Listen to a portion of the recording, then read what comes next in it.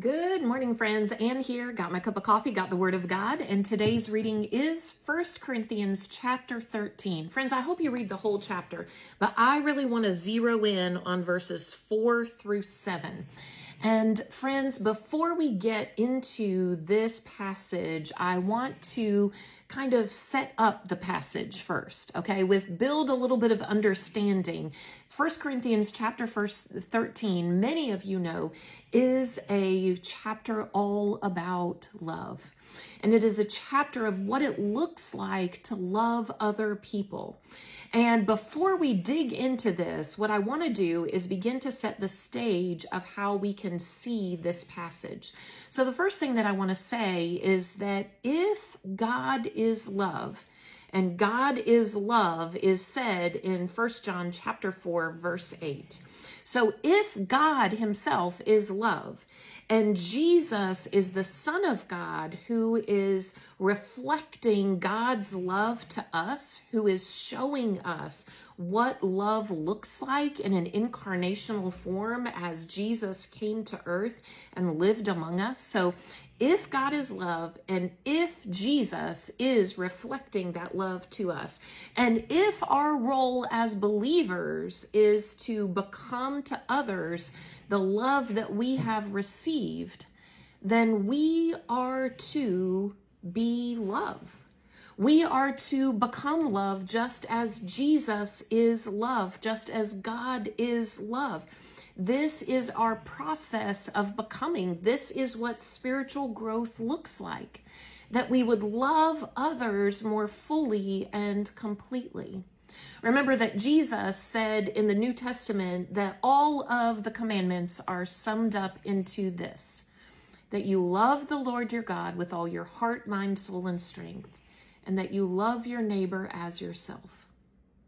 Friends, if God is love, if Jesus is truly God's Son and he was sent here to show us love, and if we are also to follow in his footsteps and reflect and show and become the love that we have received, then we also should be love.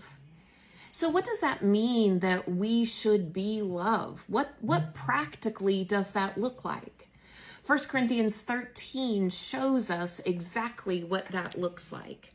It says this, and I want you to imagine yourself, every single place that I say the word love, I want you to imagine your own name being called out, that this is a reflection of who you are called to be. Love is patient, love is kind. It does not envy, it does not boast, it is not proud, it does not dishonor others, it is not self-seeking, it is not easily angered.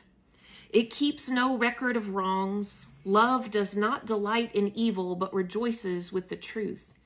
It always protects, always trusts, always hopes, always perseveres.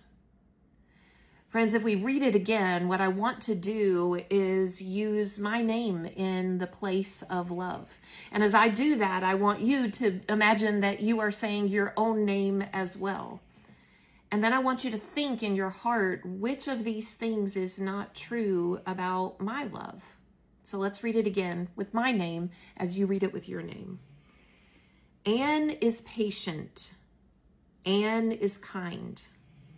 Ann does not envy, she does not boast, Ann is not proud. Ann does not dishonor others, Ann is not self-seeking, Ann is not easily angered. Ann keeps no records of wrongs.